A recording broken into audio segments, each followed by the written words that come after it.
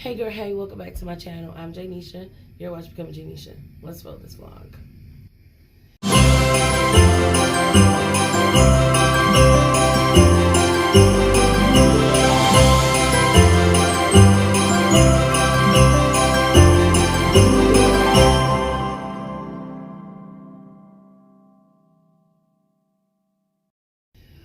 Alright, you guys, welcome back to Vlogmas. Day 10. I'm so excited. It's day 10. Consistent for 10 days. But I want to come on here today because I know it's a lot of questions.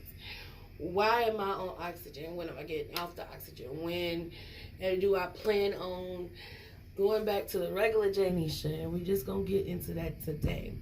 I have been on oxygen currently for 6 months. And I am on a high flow oxygen. And we're going to get to all of that and what happened to me going to the hospital. We're going to get into all of that. Okay, so as y'all know, backtrack. Let's go back to pre-COVID. Before December 2020, I was perfect. I wouldn't say I was healthy. I was healthy. I would say my lungs was healthy. The only medical condition I had pre-COVID was high blood pressure. And I was, I wasn't really staying under control with that, but pre-COVID, only thing that I really had was high blood pressure. And I got that when I had Nathan. So I knew that was a pre-existing condition. So fast forward COVID. I used to walk around, go to the parks, and do everything with Nathan, in the whole nine. I can walk up steps. I can walk around my job. I was, perfectly fine with my lungs. Only thing that was wrong with my lungs is I had asthma, and I would take an inhaler or breathing treatment every so often. Anytime around November, December, of course, I stayed sick because of my asthma, because of the air and everything. And allergy season is where I was perfectly, I was fine. That's the only pre-existing condition that I really had. Fast forward, COVID, December 2020. Everybody knows if y'all watched if y'all watched Vlogmas, how we was quarantining. Me and Nathan and my sister was quarantining in our side, our little area of the house, and everybody else was quarantining downstairs and different places. So as y'all know, and this is when we lived with my auntie. So mind you, my auntie, when we all got COVID, the whole house got COVID. So we don't know how we got it. Let's just say we don't know how we got it, who had it first. We just know everybody got it. And so I was one of the ones who had a pre-existing condition with my lungs, asthma. Let me tell you, COVID was a bitch. She won the war. She won the, however I think they say is she won the war, but I won the battle. I beat COVID, and I'm living to tell my story. I beat that bitch. I beat her down. COVID almost took me out. I can say the entire time that I was on, when I had COVID, I had already had a cough, and I don't know what happened. I was just feeling so bad during COVID. My ribs started out. The last thing I remember from COVID was I was coughing. I was having to take my ribs was bruised so bad. I would have to sit in the tub for hours. COVID was a bitch. I couldn't sleep. I have nerve damage from COVID to like where I have to, I don't know how to explain it. It's nerve damage. I have COVID brain where it gets fogged sometimes. I can't remember what I'm supposed to be. It's just a lot. So my breathing after COVID, when the first day I went outside from having COVID, I couldn't breathe. I think I vlogged the day that me and Nathan went to get our COVID test. The day after our quarantine, we went to go get a COVID test, and I think I did, Nathan. I think I posted a video. I'm not sure, but I couldn't breathe outside. Or every time I went outside, it would take my breath, and I couldn't breathe. And then I was upstairs on the second floor, and then my car, it was parked all over. It was a mess. I couldn't breathe. I couldn't walk up and down the steps to eat dinner. And it was just days that I would just stay in my room. And it was just so bad. Like, I couldn't vlog for you guys because I wasn't who I was. I wasn't, And this is after COVID.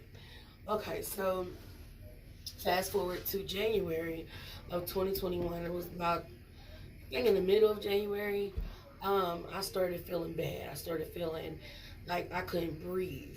I couldn't walk up and down the steps, or even get up in the morning to go to the bathroom to take a shower without having to stop, or, you know, and I would tell y'all this in the vlogs, like, I'm like, I cannot breathe. Excuse me, I'm like, I cannot breathe. When I say I could not breathe, y'all, I couldn't walk from that door right there to this picture without not breathing. And then it was just getting to the point where it was happening at work. I couldn't breathe. I wasn't listening to my body. I was like, okay, girl, you ain't nothing wrong with you. Let's get it. So it got to the point where I was moving. Let's fast forward to May, around the time I started moving into my apartment, going to get my driver's license and doing everything that I needed to do. That it was bad. It was bad, y'all. That was bad. It was terrible. All 2021. And then I start feeling really, really bad at the end of 2021. Around the time my cousin passed away is when I started getting like really, really, really bad, to where I couldn't even walk from my couch to my table, which is like not even a foot away from each other. Like you could walk like 2 feet, and it's like right there. And so it was bad. It was terrible. And I have to go. Sorry if y'all had kids. I can't tell them to be quiet because they playing. I would go, and then I would just feel weak. I didn't want to leave my house. I'm the type of person that on the weekends get up and go to the store just to bank content. And I felt like I was feeling as a content creator because I did not feel good. I didn't want to get on camera every day and be like, oh my God, blah, blah, blah, blah, blah, blah. That's why I would do these different challenges with everybody on YouTube to come with me and keep me accountable for what I was going through. And I kept quiet. I didn't tell my auntie that I was feeling bad. I didn't tell nobody that I was feeling bad. The only real person who knew how I was really feeling every day, to struggle. It was a struggle to even get out of the bed, to get up every day, to get dressed every day, to get him off to school. Only person who knew my daily struggle was Nathan. And I had to struggle because I didn't want to alarm him too much, but he knew how I was not feeling. I was always tired. I didn't even say nothing. I was just like, huh. So fast forward to fast forward to my little cousin's funeral that was in the day before Nathan's birthday. I was feeling dizzy. That's when I started the dizzy spells and everything. But fast forward to my Miami trip, my lovely Miami trip. Miami trip is when I believe that it took a turn. I took a turn for the worse. When I took that trip to Miami, it was the worst Miami trip. Meaning, like, I was always sluggish. I did not feel good. And that's when Auntie started noticing that I wasn't feeling good. Like, she started, because she was spending, I moved out of her house, and I wasn't really telling her what was going on with me. I wasn't telling nobody. So, that Miami trip is what alarmed Auntie. Oh, she's not feeling good. She's not doing good. She started hearing my breathing. I would try to stop breathing like heavy around her. And I would just and this is where everybody for real. But Auntie noticed I was like sluggish. I wasn't feeling good. And she noticed that on the trip to Miami. So that's when she started picking up. And so right after I came back from Miami is when I started taking my oxygen level, and I started taking my heartbeat, and I would time my heartbeat from the car to the house. It would take me 30 minutes to get into the car. I would sit in the car for 30 minutes, and then I'd go sit on the steps outside the car, on the outside of our apartment for 30 minutes, and then I'd go in the house and come in the apartment complex and sit on the steering wheel for about 10 minutes. And then I'll finally get up and walk a little bit more to the entrance door, to the hallway that leads to our house. And then it'll take about 5 minutes. And it took me about an hour to get into my apartment. I can leave at work at 2, be here at 2:30 and not get in my house until 3:30. Sometimes 3:45, and that's the truth. So then it was just so fast forward to June. between April, May, and June, it was just terrible. Between April and May was the worst. I was just like, I had a real bad tooth pain, and I was thinking, okay, I'm not feeling good. So that's when I'm just like, it was got to the point, y'all, I wasn't driving. The real bad dizziness and the dizziness felt like I'm about to pass out here, there, everywhere was bad. I couldn't even drive. My best friend Brandy had to drive my car, drive us to work. It would take me 30 minutes to get into work. It was just a mess. And it's all because I was not feeling good. I was not feeling good. I didn't even tell when I went to the doctor for my blood pressure to feel good.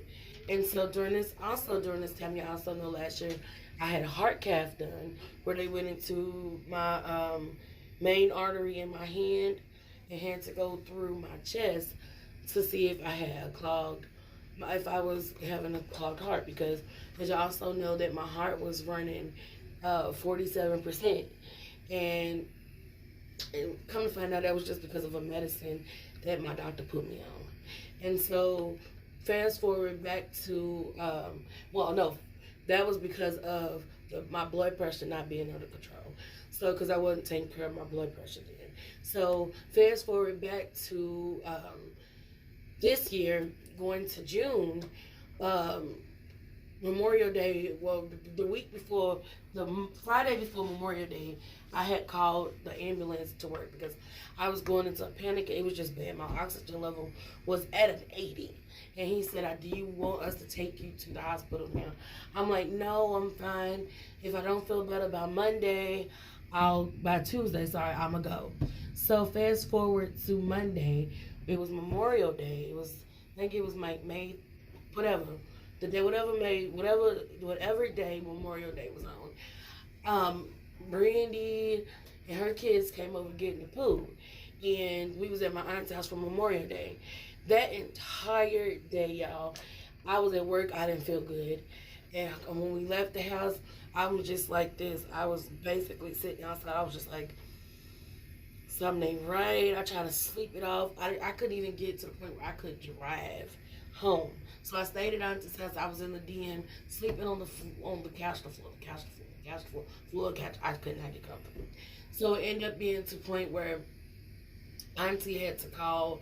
I was just like, at the point, I'm like telling my little cousin, I'm like, if I stop breathing in my sleep, let me know, wake me up, and tap my leg, because he was playing a video game.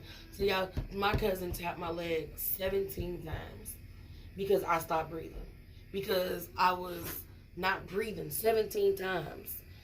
And I said, then he was like, at the last moment, I'm like, I can't breathe. Call the ambulance. It's time to go. I cannot sit here and I cannot die while I'm in the same house as my child.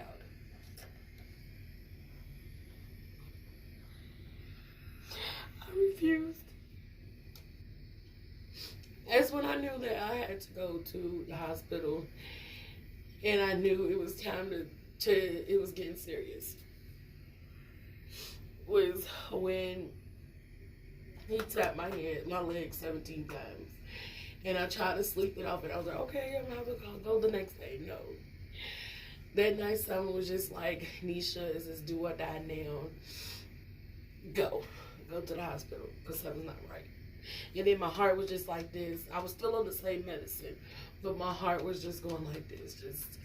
And it was just like, I went to the hospital. They checked my, everything was okay. My only thing they was concerned about, what really kept me there, was my oxygen levels kept going down. So as I was going into the room, they was like, okay, we're going to admit you. We're going to see what is going on, because everything else is fine. Your skins look okay. But we're going to see what's going on. We're going to see why your oxygen level is down. So I end up finding, looking at my lungs. They was like, okay, we're doing all x-rays, whatever. They seen that I had unhealed pneumonia, scarred, my lungs are scarred. I've never had scarred lungs before. have small air sacs on my lungs, and then when I breathe in and let it out, if that makes sense, air maintains in my lungs. And so then I was in the room, I was sleeping, they was monitoring my breathing. It's like they had to come in there, they kept rushing in there like, are you okay? Are you okay? Are you okay? I'm like, yeah.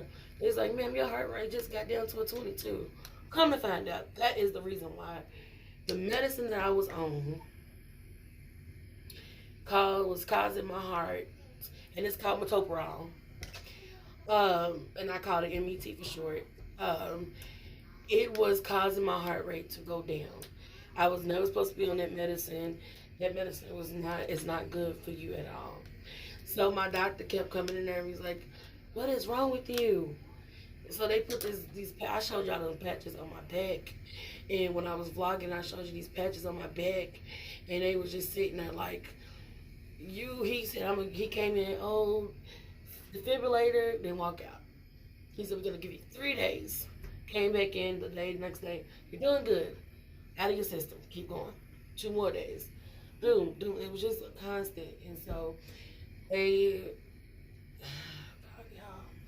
it's so much. And it's just like, it's like so much. So I went, fast forward, my heart got better. Everything with my heart was okay.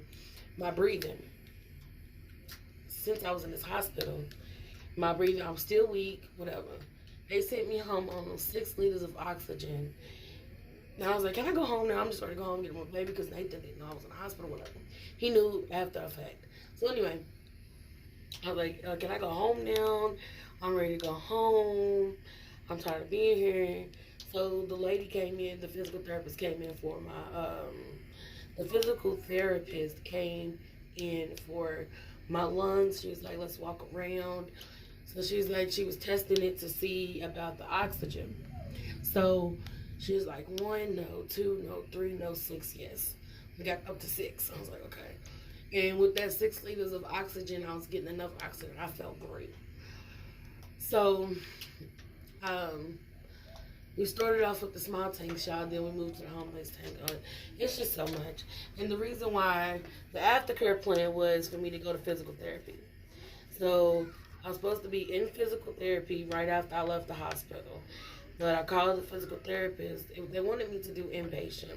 But I said, no, I got to go to work. I'm a mom. There's nobody out there to take care of my baby. I'm the only one. Besides, auntie, she'll take care of him. But I said, I still got a whole, I call it a corporation, which is my household.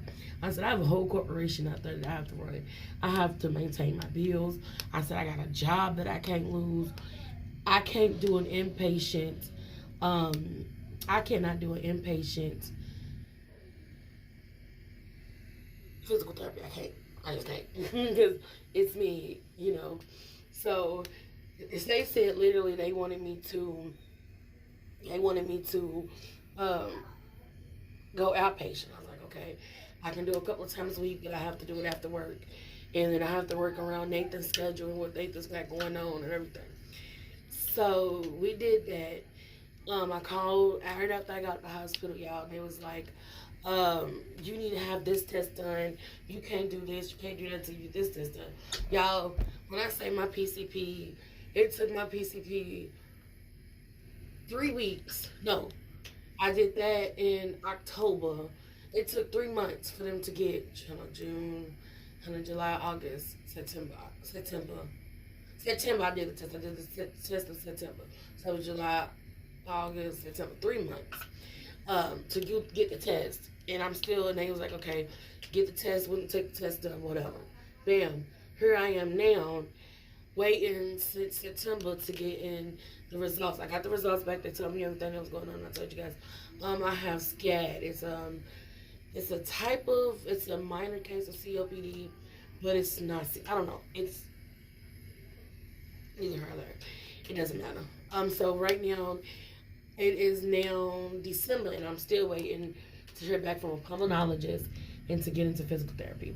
I've called numerous times, so y'all, I'm still on the lookout. Like I told y'all, I think I told y'all the other day that I'm shopping for a new PCP because this is just ridiculous. And the aftercare was supposed to be me going to a pulmonologist, me doing everything. I'm telling you, it's annoying. I'm ready to get off this oxygen. I'm ready to get off of it because not only is it time consuming, I have to take time out of my days every week to go refill oxygen tanks. I honestly feel like it's a burden on everybody. Because my brother, he goes with me to work every day, lift this tank up and take it into work, and then we gotta lift it out and take it back. And then I'm just like, I can't do nothing. I really want to go out because of the insecurity that I was having. Only place I will go so far was work. Now I'm starting to trying to get out more because I feel like Nathan's life did not stop when I was on oxygen. You know what I'm saying? Nathan is a kid, and my life, his life can't stop because my life got a little chaotic. So, y'all, it's a mess. But I thank God for my support system. Because if it wasn't for my support system, my auntie, my brothers, my aunt, all my aunties, my grandmother's encouragement words, my brothers, my sister, my work family. Oh my gosh, my work family is amazing. It's just like so many people, y'all. It's like I have so many people behind me. But it sucks because I feel like a burden. My work family, y'all. Oh my God, I know I bitch and complain about McDonald's so much, but my work family is amazing. They let me leave when I don't feel good. There's days where I just don't feel good because, like, if I ran, not even days, but it's just I don't feel good almost all the time because it's flu season. But I don't feel good. Like if I run out of oxygen, I try to stay at work long as I could, but now since I have an oxygen tank just for work, I don't leave as much as I used to when I first got when all this first started. But my work family is amazing. My GM, she's amazing. My managers, my coworkers, my friends. No, they ain't even coworkers. They friends. They are amazing. My brother, who literally who goes with me everywhere. My sister, my sister was so strong. She's only 14. I was like her little baby. Nathan. Oh my God, Nathan. That's my boy, y'all. Nathan, he does. Oh, he adjusted to my life with oxygen. This boy, y'all. Only if I can record everything. Like, I'm gonna start recording Nathan with my oxygen tanks, y'all. He is hilarious. Like, this is just a vulnerable moment for me, y'all. Like, I didn't want, and then it's just like sometimes I'll just be like, wow, Nisha, you on oxygen. Look how you look on camera. Y'all, this is the real reason why I stopped doing YouTube for a while, because I was so embarrassed about this. Like, I was embarrassed about being on oxygen. And then I'm just like, no, I can't get on camera with this oxygen tank on. And this in my nose, sometimes I just feel like I'm embarrassed. But I can't be embarrassed about it, because I'd rather be on this oxygen right here, right now, than be dead. It was either get on oxygen or be dead. And I chose this oxygen because guess what? I got a kid. I got a life that I'm still not done living. I still want to go places, do things. I want to be happy. I want to, my boyfriend, I don't talk about him on this channel because you know what, people digs and lives and stuff. But my baby, he is on my ass about my health. He be on my ass about it. Like, he be on my ass. He just don't know how grateful I am to have him in my corner. I didn't mention him in my support because he is part of my support. He be on my ass about, what did you eat today? Did you eat healthy? Did you at least stretch your lungs out today? Without the oxygen, do we need, like, he is on my ass. And it's great to have somebody that is a partner. Like, I have my family, I have everybody. And it's great to have a partner who cares about you. In general, like, I almost forgot about him, Lord Jesus. Like, my baby is amazing. Like, he be like, He's on my ass, y'all. He be on my ass. He's like, so what we need to do to get you off this oxygen? What do we need? What is the next step? He be like, because we can't lose you. You got a little, you got to be here for that little boy. You got to be here for that little boy. Like, that little boy needs you. And it's just like, I love my support system. I love my family. Like, everybody that's in my corner is my family. They want me to do good. They want me to be better than I am.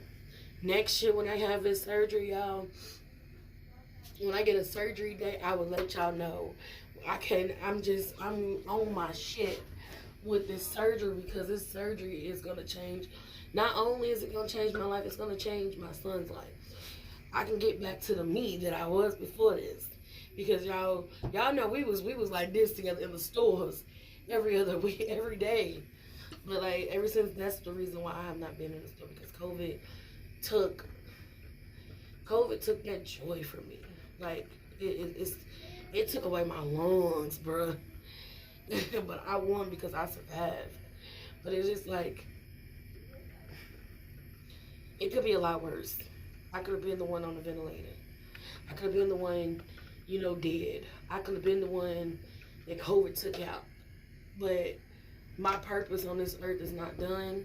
And it's this right here. I've learned that this oxygen is here for a reason. And I'm not embarrassed anymore about it. I'm going to stop being embarrassed. I'm going to start living my life, because you only get one life to live. You live every day, but you only get one life to live. And I'm going to live it. And I'm finna live it. So anyway, yes, this is a pretty long one. We are only 26 minutes. I'm probably about to chop this up. I don't know, but I love y'all. I'll see y'all in the next Vlogmas video. I just filmed one, y'all. I don't know which one I'm going to put up tonight. So we'll see. Whichever one y'all see.